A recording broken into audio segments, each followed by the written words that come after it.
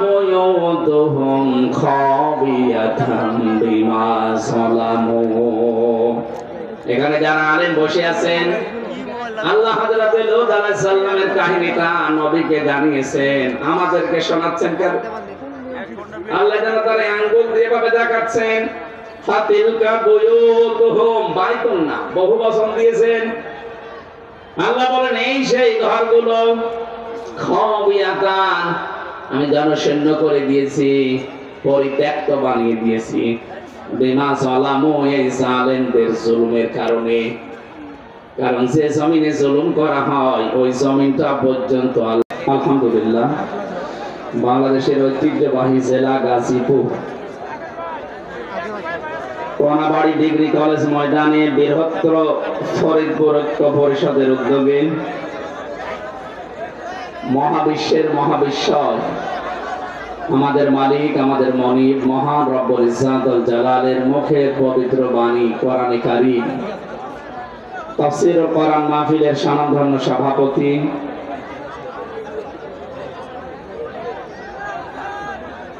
বৃহত্তর ফরিদপুর ঐক্য পরিষদের সম্মানিত সভাপতি বড় ভাই জনাব মোহাম্মদ ইউনুস মিয়া দামাত বারকাতুহুমুল আলিয়া, বলেন আমিন। প্রধান অতিথি কোনাবাড়ি থানা বিএনপির সাধারণ সম্পাদক আমার আরাফাতের ভাই আলহাজ মোহাম্মদ বাবুল হোসেন, সম্মানিত অতিথি জনাব আলহাজ সাজ্জাদুর রহমান মামুন ভাই, এখানে আমন্ত্রিত অতিথি জনাব তানভীরুল ইসলাম রাজীব, সম্মানিত উদ্বোধক জনাব আলহাজ আব্দুল বারেক সরকার, সার্বিক ব্যবস্থাপনায় যারা আছেন বিশেষ করে মোহাম্মদ ফরহাদ হোসেন, আজিজুল ইসলাম, সম্মানিত উপস্থাপক মাওলানা শিহাবুদ্দিন বিশ্বাস, এতক্ষণ যারা আলোচনা রাখলেন কোরআন এবং হাদিস থেকে মুফতি মাহবুবুল্লাহ কাসিমি, মাওলানা হোসেন মাহফুজ, মুফতি ওবায়দুল্লাহ, মুফতি আব্দুস সালাম, আলেমদের হায়াতে তাজ্জেবা সিহাতে কুল্লিয়া কামনা করছি, বলেন আমিন। আরো যত মানুষের নাম দিয়েছে এটাতে একটা একটা করে পড়ে দোয়া করি, এমন হয় কিয়ামত চলে আসবে। ভালো, আলহামদুলিল্লাহ, এদের সম্মান মর্যাদা আছে, এই জন্য আপনারা কোরআনের মাহফিলে তাদেরকে অতিথি বানিয়েছেন। মানুষের সম্মান যে বাড়ে কিসে এটা অনেকে এখনো পর্যন্ত জানে না। অনেকে মনে করে জোর করে মনে হয় সম্মান পাওয়া যায়। জোর করলে কি পাওয়া যায় আপনি দেখলেন না? হ্যাঁ, কথা বলছেন। যারা জোর করে সম্মান পেতে চায়, সামনাসামনি হয়তো তাদের ক্ষমতা, তাদের প্রভাব প্রতিপত্তির কারণে মানুষ তাদের সম্মান দিতে পারে, পেছনে যে বরদোয়া করে আল্লাহ এ মরে না কেন? এখানে কি সমস্যা? কি দাঁড়িয়ে থাক না কেন ভাই? কথা বলা যাবে না। যেভাবে দাঁড়িয়ে আছেন, বসে আছেন, যেভাবে আছেন থাকেন, দরকার জায়গা বেশি বেশি শুয়ে পড়ে, কথা বলবেন না। পাশে আপনারা জানেন 4-4টা জেলখানা, এখানে পুরুষের 3টা, মেয়েদের 1টা। সবাই এখন আমি জানি এরা শুনতেছে। আমার সাবেক জেলহাজ ভাই যারা, আমি তো 3 বছর এখানেই ছিলাম, জেলে যারা আছে তাদের যে দুঃখ কষ্ট আমি তো জানি। আল্লাহ রাব্বুল আলামিন তাদের কষ্টগুলো যেন লাঘব করে দেন। জুলুমের কারণে যারা জেল খাটতেছে তাদের যেন কষ্ট আরো বাড়িয়ে দেন। কারণ জালেম যারা, তারা আল্লাহর মামলার আসামি, তাদের জন্য আমি দোয়া করে করব কি?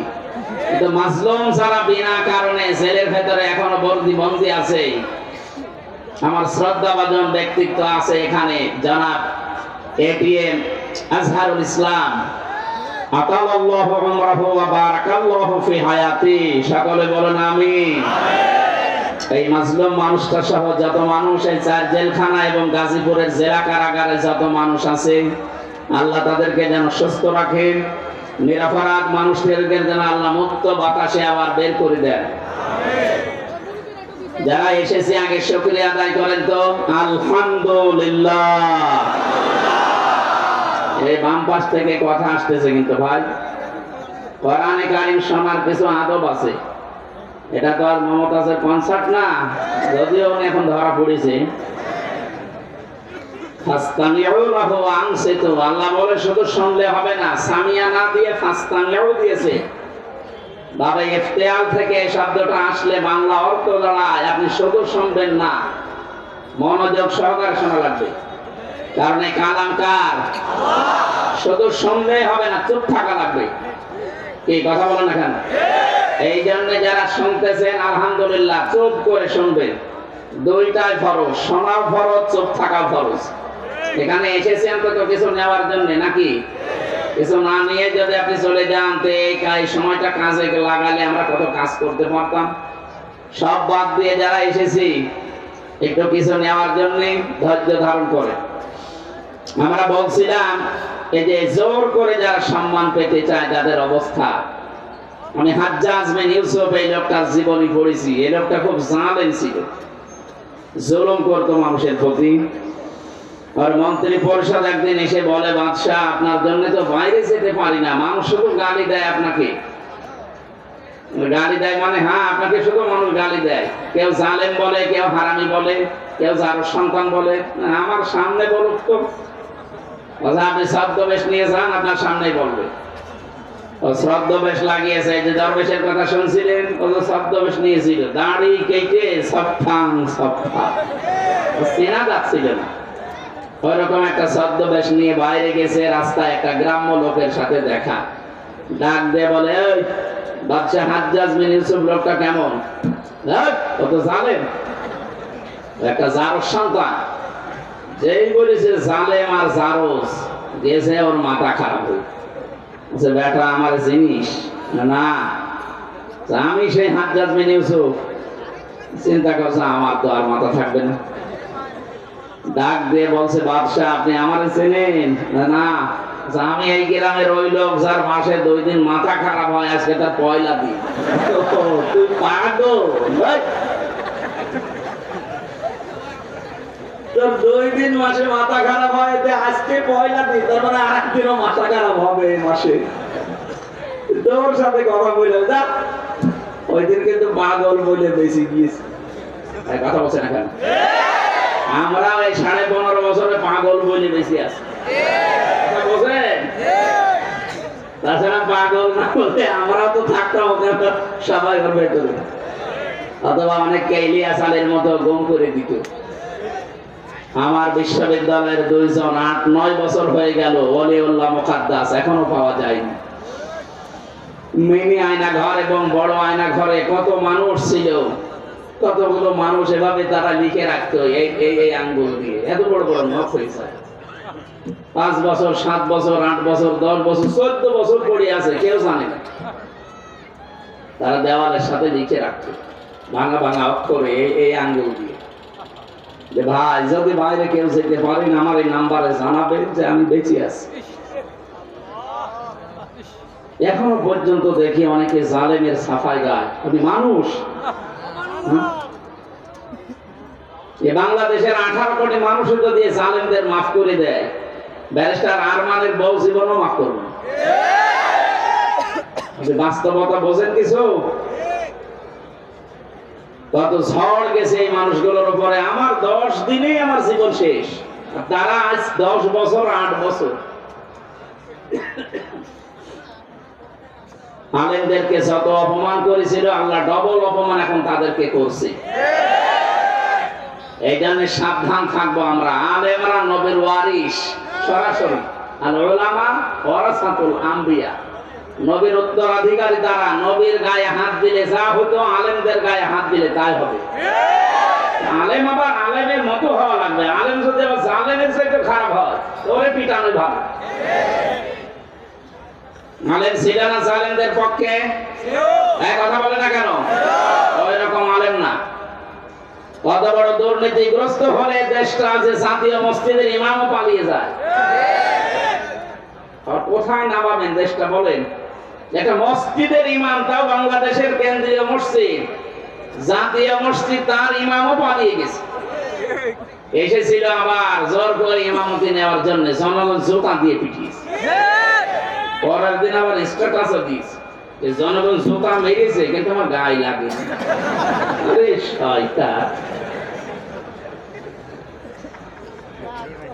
বাড়ি একেবারে জায়গা মতো, তো এই জন্য এরকম কথা বলে। লজ্জা শরম তো কিচ্ছু না, এই কথা বলে না।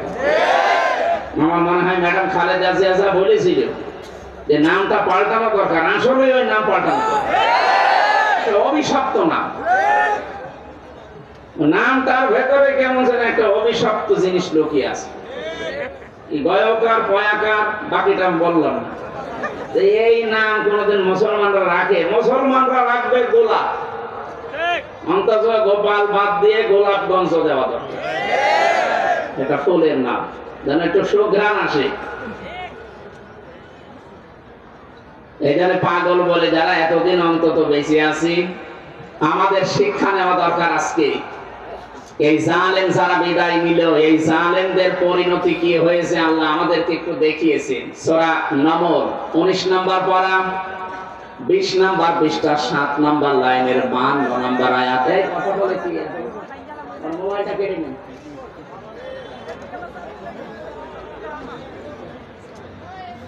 তো জরুরি হলে পেছন থেকে কেটে পড়বে, কথা বলা যাবে না ভাই। আমি বললাম না দুইটা শর্ত মানা লাগবে, তারপরে এখানে রহমত নাজিল হবে। একটা শুনতে তো হবে, শুধু সামিয়া দিলেই তো শুনতে পারতাম। আল্লাহ বলেন না ফাসতামিউ, একেবারে অ্যাক্টিভ হয়ে শোনা লাগবে, মনোযোগ সহকারে।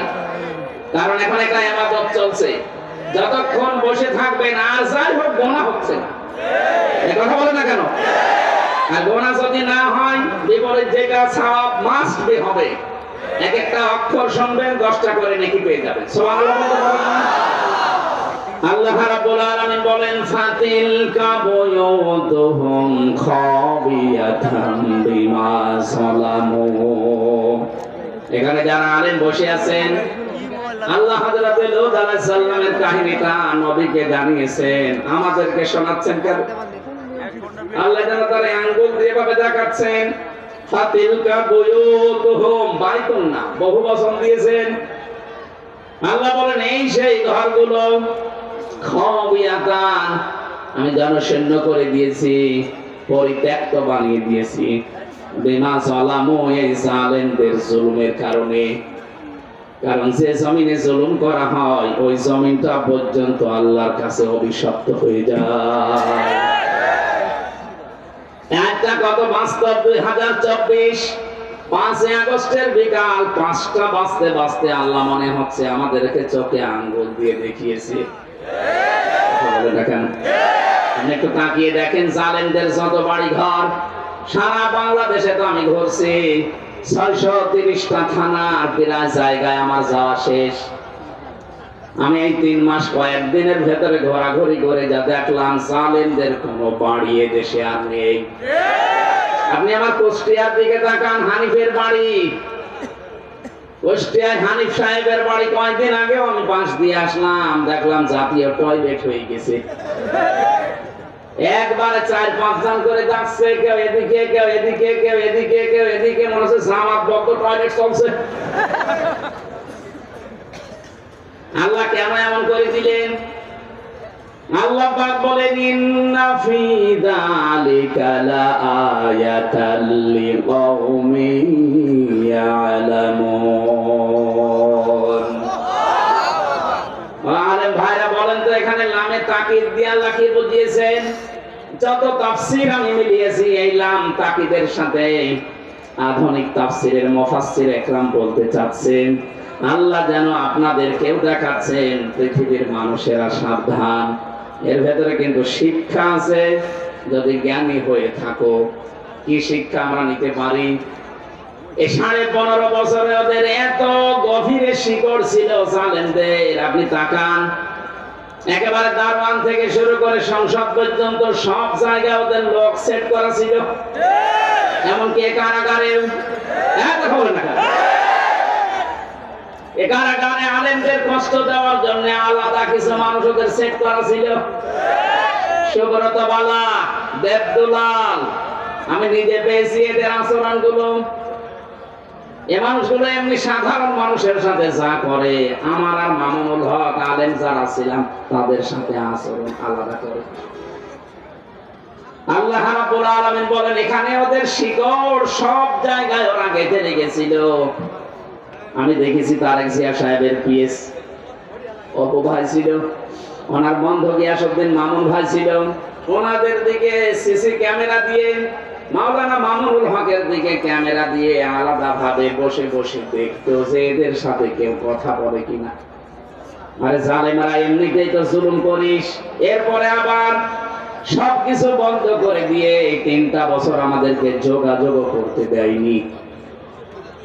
ফাঁসির আসামিরা 7 দিন পর পর সরকারের টেলিফোনে কথা বলতো, আর আলেম যারা আমরা 76 জন ছিলাম, আমাদের জন্য সব বন্ধ। জামাত ইসলাম আর হেফাজতে ইসলাম নাম শুনবে বলতো না, এদের যোগাযোগ বিচ্ছিন্ন। আপনার চেয়ার এমনি পড়ে যায়নি, আল্লাহ নিজে মনে হচ্ছে ফেলে দিয়েছে। আল্লাহ রাব্বুল আলামিন বলেন, এখানে তোদের শিক্ষা, এদের বিশাল শিকড় যদি আমি আল্লাহ কেটে দিতে পারি, কেটে দিয়েছে কে এটার ফাইল কিন্তু জানা নেই। এটা সূরা আনআম 7 নাম্বার পারার 12 নাম্বার পৃষ্ঠার 4 নাম্বার লাইনের 45 নাম্বার আয়াতের প্রথম অংশে আছে। ফাকতিআ দাবিরুল কওমিল্লাযিনা যালামু, জালেমদের শিকড় কেটে দেওয়া হয়ে গেছে। কতিয়া এটা মজুর, কেটেছে কে ফাইল জানা নেই। আপনি তাই দেখতে পাবেন 5 আগস্টের বিকাল 5টা বাজতে বাজতে জালেমদের বাড়ি ঘর, ওদের অফিস সবগুলো গড়িয়ে দিয়েছে। কে ভেঙেছে? ফাইল নেই। বলতে পারবেন যে হানিফের বাড়ি অমুক ভেঙেছে? না, আপনি পাবেন না, মানে ফেরেশতা ভেঙে দিয়েছে। এই জন্য তো কুতিয়া দিয়েছেন যে ফাইলই নেই। আমরা এখান থেকে কি নিতে পারি? এদের এত বড় শিকড় যদি আল্লাহ একেবারে মাটি থেকে উপড়িয়ে ফেলতে পারে, ওদের বাড়ি ঘর এখন জনশূন্য পরিত্যক্ত। মনে করছেন শুধু কুষ্টিয়ার হানিফের বাড়ি না, সারা বাংলাদেশের অবস্থা এক। যেখানে যেখানে গেছি জালেমদের বাড়ি ঘর গুলো, আমি গত পরশু দিনও ছিলাম কিশোরগঞ্জে, এক জালেমের বাড়ি দেখলাম, ওইটাও জাতীয় টয়লেট। হানিফের বাড়িতে 5-6 জন যায়, এখানে দেখছে 8-10 জন একসাথে যাচ্ছে। আমি একটা কারণ খুঁজে পেয়েছি আমার নিজের জীবন থেকে। হজে গিয়েছিলাম 16 সালে। বললাম না ইশারা করবেন, কথা বলবেন। কাবা শরীফ তাওয়াফ করার পরে আবার উপরে গেলাম, হঠাৎ দেখি পেটে যন্ত্রণা, ব্যথা। এক পুলিশকে ডাক দিয়ে বললাম, ইয়া আখি তাল, এদিকে আসেন ভাই। উনি আসার পরে জিজ্ঞাসা করছে, কি? ইয়া হাজির হজ্জাতায়না বিলাদুকা, আজি দেশ কোথায়? জি তুমি বাংলাদেশ। বাংলাদেশ থেকে এসেছি। মনে হলো কি সমস্যা? হ্যাঁ, এখানে মুশকিল আছে, আমার পেটে ব্যথা। এখানে ফার্মেসি কোথায়? আমার বলছে ফার্মেসি লাগবে না, পেটে ব্যথা কেন টের পান না? না তো, এই জায়গাটা তো আবু জেহেলের বাড়ি, আপনি এখনো পায়খানা না করে দাঁড়িয়ে আছেন। তাড়াতাড়ি করেন। পায়খানা করে দেখে আমার পেটের ব্যথা ভালো হয়ে গেছে। আমার তো মনে হচ্ছে জালেমদের যত বাড়ি বাংলাদেশে সবগুলো যেহেতু অভিশপ্ত, সবগুলো এখন উসার গৃহ, পরিত্যক্ত টয়লেট হয়ে গেছে। এদেশের মানুষের পেটে ব্যথা হলে প্রসাবের চাপ দিলে ওই জায়গায় যে কাজ করবে। এরপরও যদি আপনার শিক্ষা না হয়, এই যারা আমাদের শিক্ষা নেওয়ার বিষয় কিন্তু এখনো বলিনি। আমাদের শিক্ষার বিষয় আগামীতে যারা দেশের দায়িত্বে আসবেন, যারা আসবেন, আপনি আর যাই করেন যেন জালেম হবেন না। কারণ শব্দটা ঘৃণিত শব্দ, আল্লাহর কাছে নিন্দিত।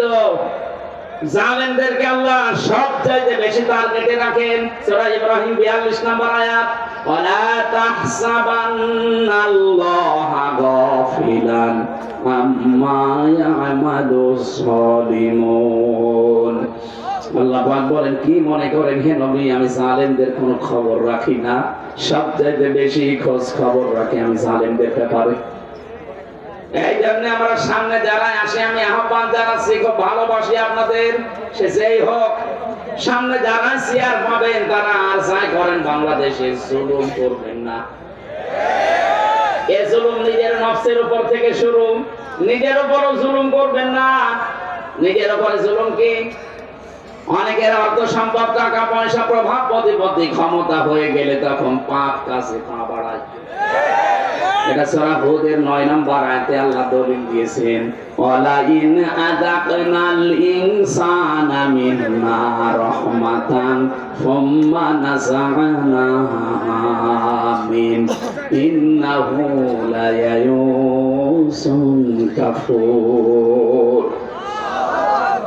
এই আয়াতের সারমর্ম এটা, কোন মানুষ যখন নিজের নফসের উপরে জুলুম আরম্ভ করে, হ্যাঁ আগে টাকা পয়সা প্রভাব প্রতিপত্তি ছিল না, অপরাধ করতে পারি নাই, এখন টাকা পয়সা অর্থ সম্পদের মালিক আল্লাহ বানিয়েছে, এখনো লাল পানি খায়, এখনো বাবা খায়, এখন বলছেন এখন আমি কি বোঝাতে পেরেছি? নফসের উপরে এটা একটা জুলুম। আপনি আজকে থেকে সিদ্ধান্ত নেন, আল্লাহ আমাকে যেখানেই তোলুক, আমি অন্তত আমার নফসের উপরে এখন থেকে আর জুলুম করব না। শরীরের উপরে মানুষ জুলুম করে, এই যে অনেকে এই মুরব্বীরা বের করে দেন, ডিস্টার্ব হয়ে গেল, চলে যান চলে যান।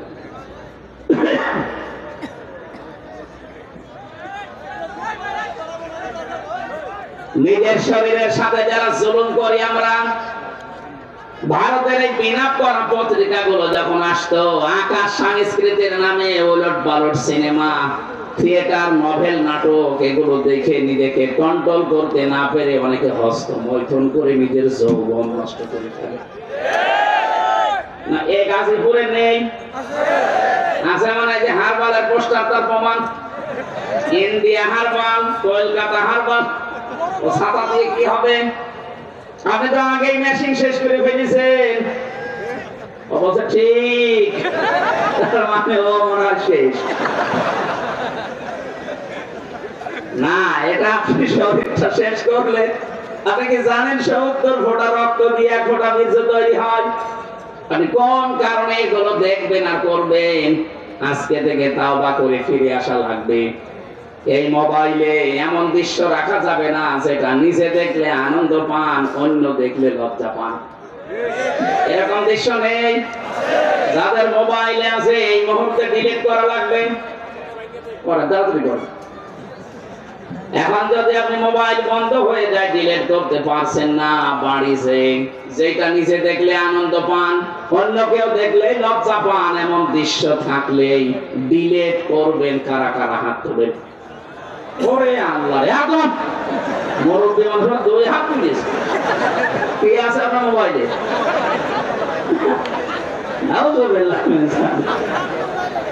যুবক মানুষ হাত তুলে তো মানা যায়, আপনি আমার দাদার বয়সী, আর আপনি 1 হাত না তুলে 2 হাত তুলেছে, মনে হচ্ছে ওর মোবাইল এসব মমতাজ ভরা। না, এসব রাখা যাবে না ভাই।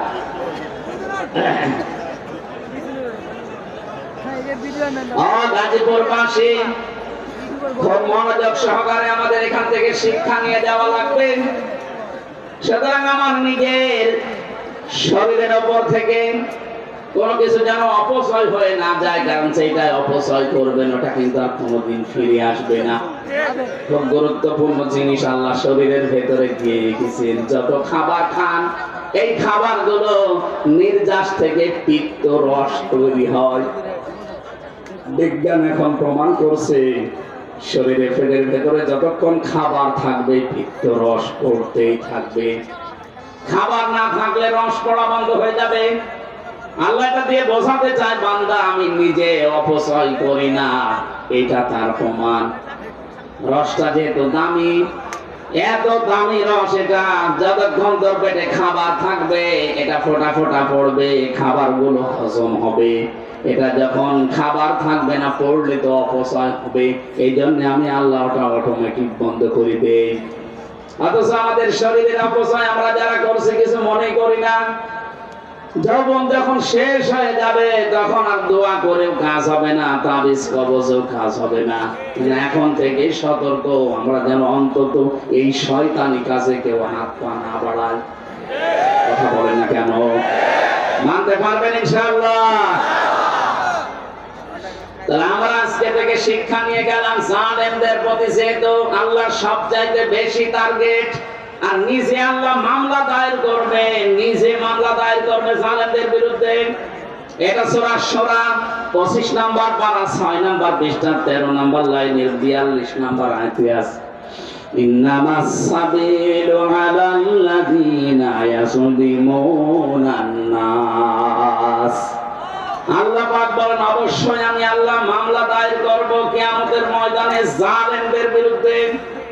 মামলার বাদীকে আপনি কি টের পাচ্ছেন কি বলছি? মামলার বাদী যত বড় হয় মামলা তত কঠিন হয়। আমার যিনি মামলা দিয়েছিল যদি এরকম কলিমদ্দি কেউ দিত 3 দিনও আমার আটক রাখতে পারতো না। কয় টাকা নেবে, টাকা দিয়ে বের হয়ে চলে আসতাম। তো মামলার বাদী এমন সব টাকা পয়সা দরকার না, ওকে আটকিয়ে রাখবে কে? এই ধান্দা ছিল তার। এই জন্য মামলার বাদী যেহেতু বড়, আমার মামলা এরকম কঠিন ছিল। এতবার সিএমএম কোর্ট, জজ কোর্ট, হাই কোর্ট কতবার মামলাটা তুলেছে না, জামিন হবে না, কারণ মামলার বাদী সরাসরি রাষ্ট্র। এই জন্য কিয়ামতে যেহেতু আল্লাহ নিজে বিচারপতি, নিজে রায় দেবেন, নিজেই মামলার বাদী। আপনি বলেন তো বিবেক দিয়ে যে আপনাকে জামিন দেওয়ার আর কেউ আছে? উনি তো আর কালামানিকের মতো ঘোষ খাবে না। এই কালামানিক নামে একজন বিচারপতি, একটা অবৈধ বিচারপতি ছিল। বিচারপতি বললো অন্য বিচারপতির সম্মান হানি হয়, ও চেয়ারটা পুরা নষ্ট করে ফেলেছে। জনগণ এত রাগ ছিল তার উপরে, কলা পাতায় শুয়েছিল, বিসি উড়ে গেছে। হ্যাঁ, বিসি উড়ে গেছে। ও এখন বউটাকে কিনা আল্লাহ জানে। আমার এই ছেলে আছে কাশিমপুর হাই সিকিউরিটি 4 নম্বরে আছে। আল্লাহর ওলি মনে হয় বসে বসে শুনতেছে। শুনতেছে যদি শুনে থাকে ভালো করে শোনেন। আপনি বেরিয়ে দেখবেন আপনার বউ আল্লাহর রাস্তায় চলে গেছে। আপনার কারণে বহু মানুষ তার স্বামীকে হারিয়েছে। কথা বলে না কেন? বিচারের নামে প্রহসন করে হাজার হাজার মানুষকে জেল খাটিয়েছে, হাজারো মানুষের জীবন নষ্ট করে দিয়েছে। যার যতটুকু কাজ কারবার আল্লাহ কিন্তু অতটুকু তার উপরে তুলবে। আপনি মনে করবেন না আল্লাহ গাফেল, আল্লাহ ছাড় দেয় কিন্তু ছেড়ে দেয় না। ইন্টারনেট বন্ধ করে যেই লোকটা হাজার হাজার মানুষকে প্রতিবন্ধী করে বানিয়ে রেখেছিল ঘরে, হাজারো মানুষকে অন্ধকারে হত্যা করেছে, এই ছেলে আছে। এই 4 নাম্বার ছেলে আছে এখন হাই সিকিউরিটিতে। বলছে আমার কমোড লাগবে। তোর কমোড? আলেমদেরকে ধরে মাটিতে শুয়ে রাখতো, আর ওরকম কমোড লাগবে? আমি মন্ত্রী ছিলাম, আমি এমপি ছিলাম। কিসের মন্ত্রী? 2008 থেকে 24 সাল পর্যন্ত যারা নির্বাচনের নামে প্রহসন করে এমপি মন্ত্রী হয়েছেন, এগুলো এমপি মন্ত্রী বলা যায় না। যত টাকা ভাতা নিয়েছেন এই কয়েক বছরে সব ফেরত দেওয়া লাগবে। কিসের মন্ত্রী আপনি? এতটুকু এখন থেকে বলা যায় সাবেক চোর। হ্যাঁ, সাবেক চোর, সাবেক ডাকাত, এটা বলবেন, অসুবিধা নেই। কারণ এরা ভোট ডাকাত, এরা ভোট চোর। এই কথা বলে না কেন? আর যেন কোনোদিন এই ডাকাত, এই চোর গুলো ঘুরে দাঁড়াতে না পারে। দরকার সারা বাংলাদেশের সব জায়গায় ছবি মেরে দেবে। এগুলো ভোট চোর, এগুলো ভোট ডাকাত।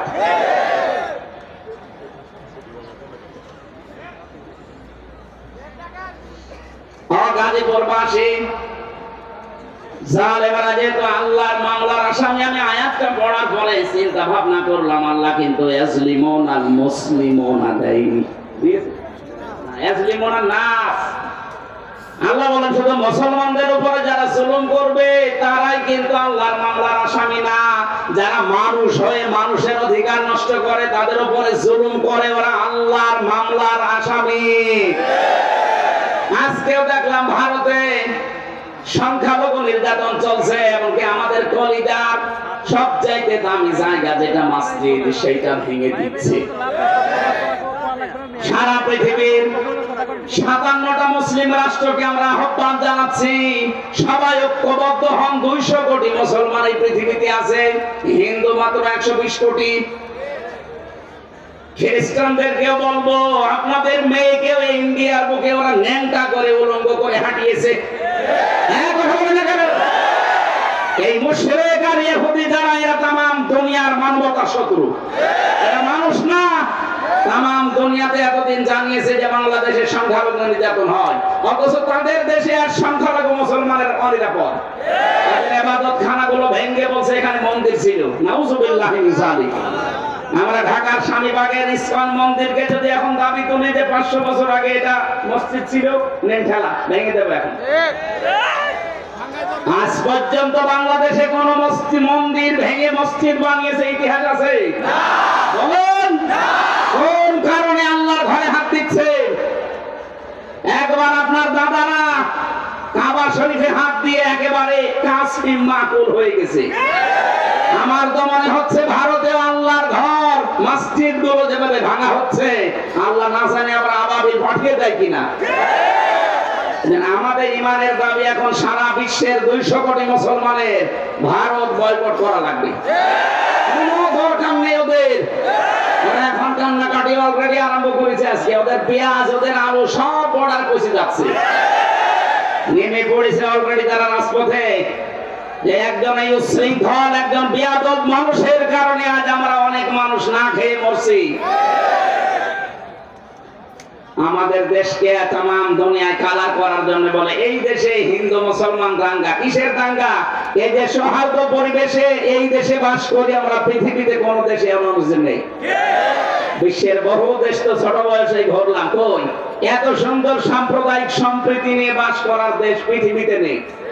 অথচ এইটাকে পুঁজি করে আজ ডক্টর মোহাম্মদ ইউনূসকে বিপদে ফেলার জন্য, তাকে ভয় দেখানোর জন্য বারবার নতুন নতুন ইস্যু তৈরি করছে। যারা পালিয়ে গেছে ওরা তো বসে নেই। আমি এই দেশে যে দ্বিতীয়বার স্বাধীন হওয়ার পরে সিঙ্গাপুর, মালয়েশিয়া সমস্ত দেশগুলোতে মাহফিলে গিয়েছিলাম। যে হোটেলে উঠে হোটেল থেকে নামার পরে দেখে দুজন শয়তান। কি গো, ও আগেই যে বসে আছে, ও মনে হয় ভাব দেখে পালিয়েছে। ওরা ঘরে বসে বসে গুটি চালতেছে। আপনারা এই ষড়যন্ত্রের ফাঁদে পা দেবেন না, তাহলে কিন্তু গোপালগঞ্জের মতো পেছনে বান্দরের মতো লাল হয়ে যাবে। ষড়যন্ত্রের ফাঁদে পা দিয়ে কি লাল হয়েছে দেখেননি? এমন পিটানো পিটিয়েছিল আর্মিরা। ওই কয়েকদিন কেউ গোপালগঞ্জ থেকে ঢাকায় যদি আসে, বসে আসলে 300 টাকা, দাঁড়িয়ে আসলে 1000 টাকা। এখন ওই ফাঁদে পা দেওয়ার জন্য দামড়ায় আছে। আপনি কি টের পাচ্ছেন বাস্তবতা কোথায়? আর ওদের এক সাংবাদিক কয়েকটা আছে, তার ভেতরে যে মলম বিক্রেতা একজন, এই হকার সাংবাদিক ময়ূখ রঞ্জন, এরে মনে হয় 50 জন মিলে জন্ম। তাছাড়া তো এরকম মোটা মোটা কথা একটা দেশ নিয়ে বলা সুস্থ মানুষের দ্বারা সম্ভব না। কথা বলেন না কেন?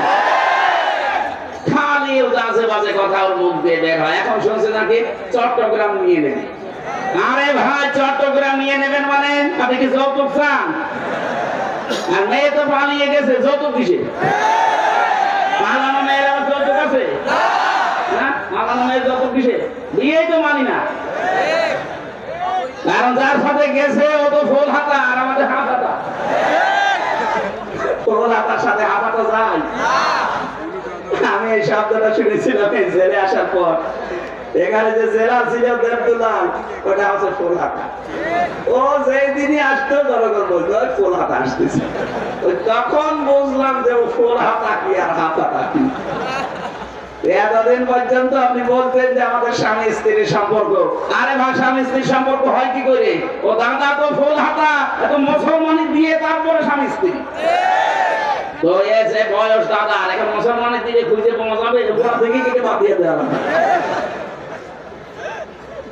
আমি আর নিচে নামলাম না। এদেশের চট্টগ্রাম না, 1 ইঞ্চি জায়গা যদি কেউ ঝামেলা করেন, 7 সিস্টার কিন্তু উল্টাপাল্টা হয়ে যাবে।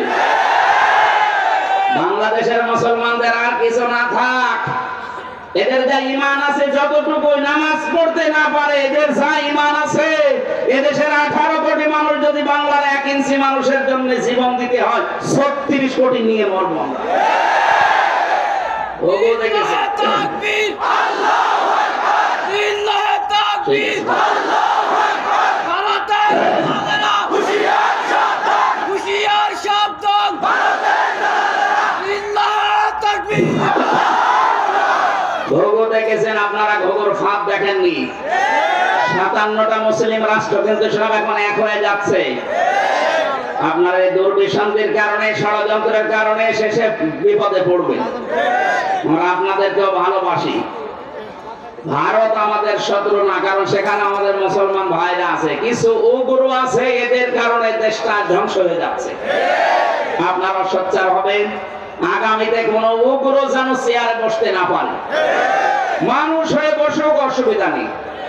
এই জন্য যারা মানুষের উপরে আজ তাদের অধিকার নষ্ট করে দিচ্ছে, ধর্মীয় প্রতিষ্ঠানগুলো আপনি ভেঙে দিচ্ছেন। আপনি মানুষ। গোবিন্দ বড়মানিক পর্যন্ত আজকে এই বিবৃতি দিয়েছে যে এটি শুরু করেছে। বাংলাদেশে তো কোনো মুসলমান হিন্দুদের কোন মন্দির ভেঙে মসজিদ বানিয়েছে আমরা তো দেখি না, প্রমাণও নেই। আপনারা কি শুরু করেছেন?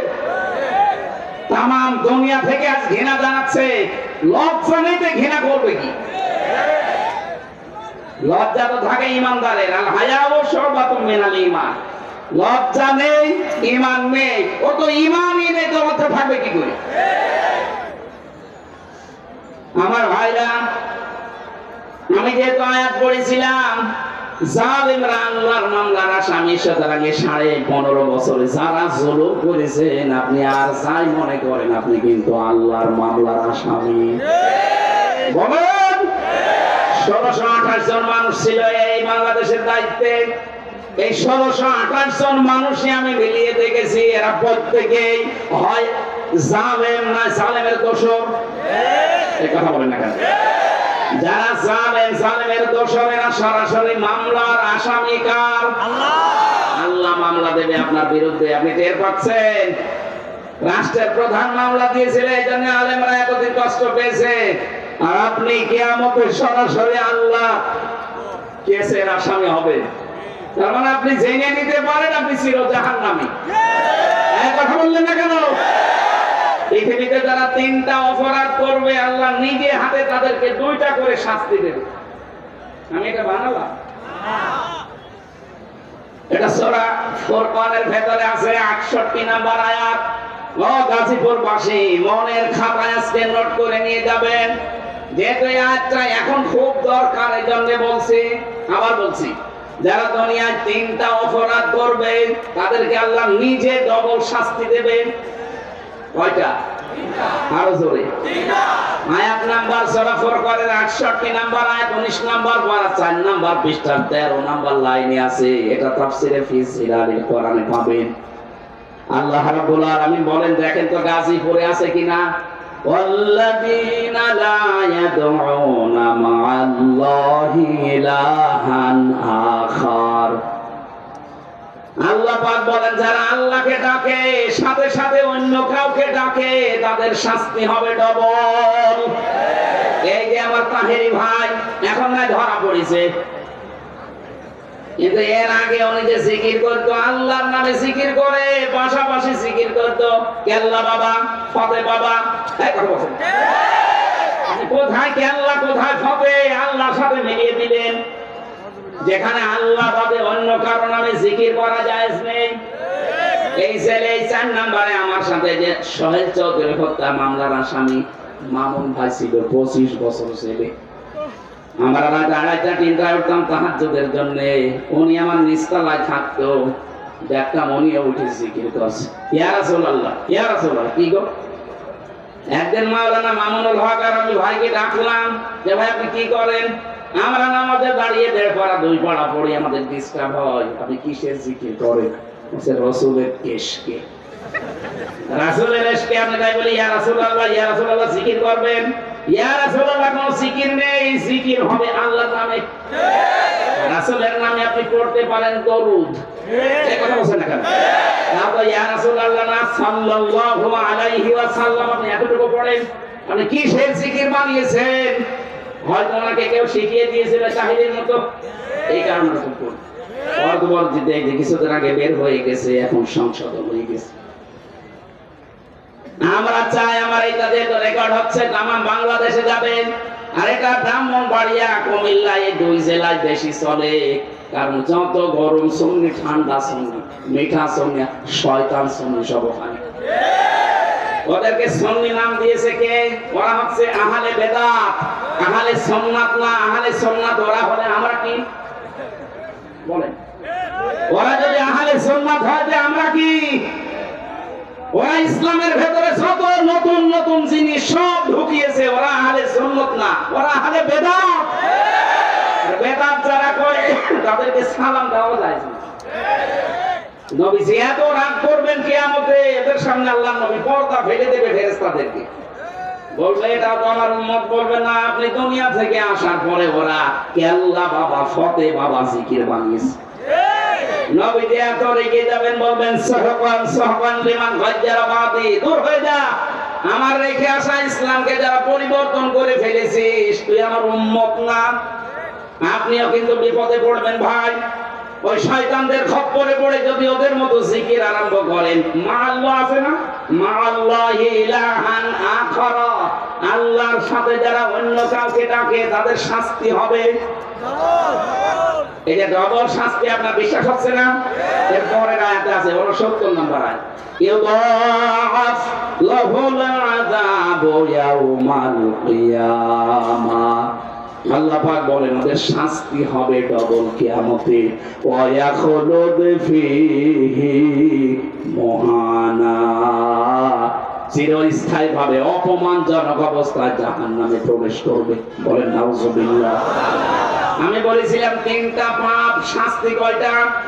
তার এক নম্বরে আল্লাহর সাথে অন্য কাউকে ডাকা, আরো জোরে বলেন। দুই নম্বরটা এবার মিলবে, ওয়ালা ইয়াকতুলুনান নাফসাল্লাতী হারামাল্লাহু ইল্লা বিল হক।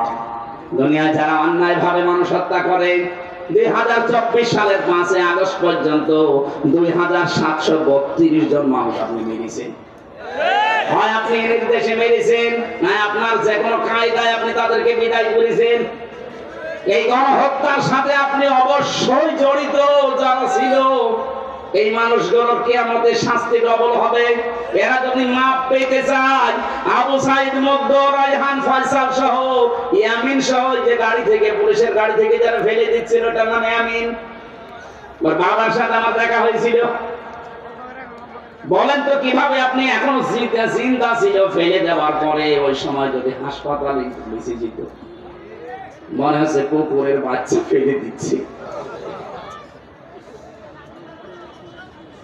এই মানুষগুলোকে যারা হত্যা করলেন, ডাইরেক্ট ইনডাইরেক্ট, যার নির্দেশে করেছেন, যে হুকুমদাতা 2006 সালের 28 অক্টোবর যার নির্দেশে লগি বৈঠা নিয়ে জসিমকে মারার পরে লাশের উপরে ড্যান্স দিয়েছিলেন।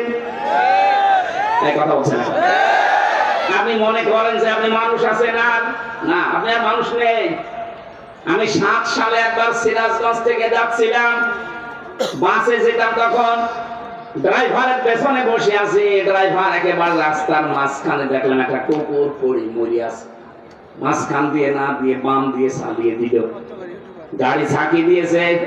ড্রাইভারকে বললাম আপনি এমন করলেন, গাড়ি তো উল্টিয়েছে। তো ড্রাইভার আমাকে বলছে দেখেন না একটা কুকুর পড়ে মরে আছে, আমি মরা জিনিসের উপরে ডবল করে চাকা চালাবো, আমার বিবেক নেই।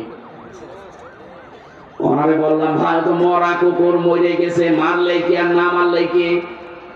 ড্রাইভার আমার দিকে ঘুরে বলছে হুজুর আপনি কি আসলে হুজুর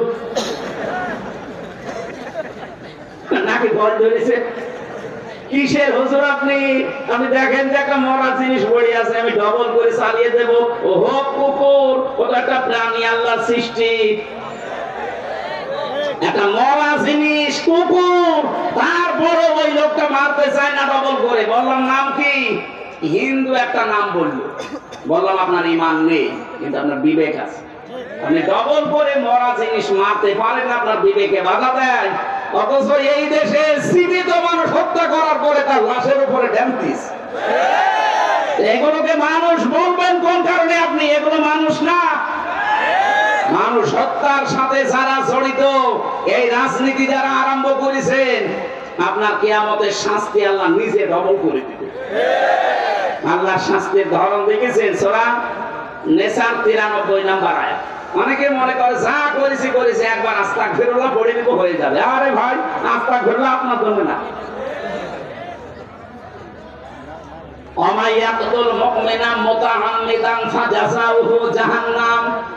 যে ব্যক্তি একটা মুমিনকে বিনা কারণে হত্যা করবে ইচ্ছাকৃতভাবে, আমার তো মনে হচ্ছে 8 সাল থেকে শুরু করে 24 সাল পর্যন্ত যত মানুষকে আপনি মেরেছেন সব ইচ্ছা করি। বিডিআরের এই 57 জন অফিসার, এখানে আমার সাথে প্রায় 900 জন বিডিআর ছিল। আমার তো মনে হয় 900 জনের ভেতরে 82 নিরপরাধ। ওদের মাথায় কোরআন শরীফ তুলে দিয়ে যদি বলেন সত্য কথা বলেন, ওরা সত্য কথা বলবে। এখনো পর্যন্ত মুরব্বিগুলো আছে ওখানে, রাতের বেলা তাহাজ্জুদ পড়তে উঠলে দেখতাম আওয়াজ দিত আহ। ওদের এই দীর্ঘ শ্বাস আমার মনে হয় আরো সে যে ধাক্কা খেয়েছে।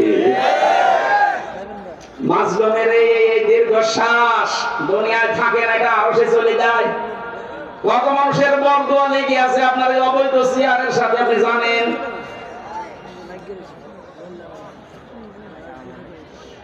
মানুষ যারা হত্যা করলেন, এই যে সরকারি জরিপ, এটা 2732 জন মানুষের সাথে আপনি জড়িত। এদেরকে ডাইরেক্ট হোক ইনডাইরেক্ট হোক মেরে ফেললেন, অথচ এদের পক্ষে কোনো দলিল আপনার কাছে নেই। আদালত থেকে এদের মেরে ফেলার নির্দেশ এসেছিল, আপনার অবৈধ চেয়ার টিকিয়ে রাখতে আপনি মেরে ফেললেন। এই গণহত্যার সাথে যারা জড়িত, তারা যে ধিক্কৃত, তারা যে নিন্দিত, তারা যে ঘৃণিত, পৃথিবীর ইতিহাসের দিকে তাকান। হিটলার, চেঙ্গিস খান, তারা যদি নিন্দিত ঘৃণিত হয়ে থাকতে পারে গণহত্যার সাথে জড়িত হওয়ার কারণে, বাংলাদেশে যিনি গণহত্যা চালিয়েছে তাকে আল্লাহ নিন্দিত ঘৃণিত এগুলো বানিয়ে দেবে। কালের আবর্তনে তার নামগুলো দেখবেন মানুষ গালি হিসাবে ব্যবহার করবে। এখন যদি কাউকে বলেন যে ইয়াজিদ, ইয়াজিদের বাচ্চা, ও যেমন রেগে যায়, 50 বছর যেতে দেন, ওই নামকে যদি আপনি গালি হিসাবে ব্যবহার করেন, ওই অমুকের বাচ্চা, ওই এমনি রেগে গেল।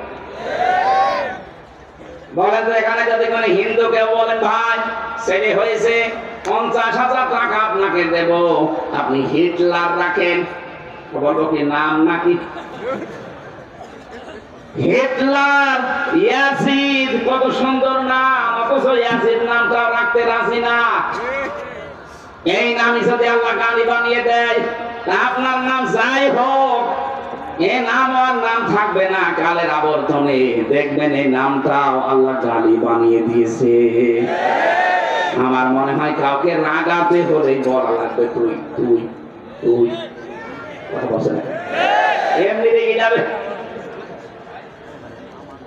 কাফেরদের আমি 13টা কাজ করা কোরআনে ডাইরেক্ট পেয়েছি, 13টা, তার ভেতরে অন্যতম কাজ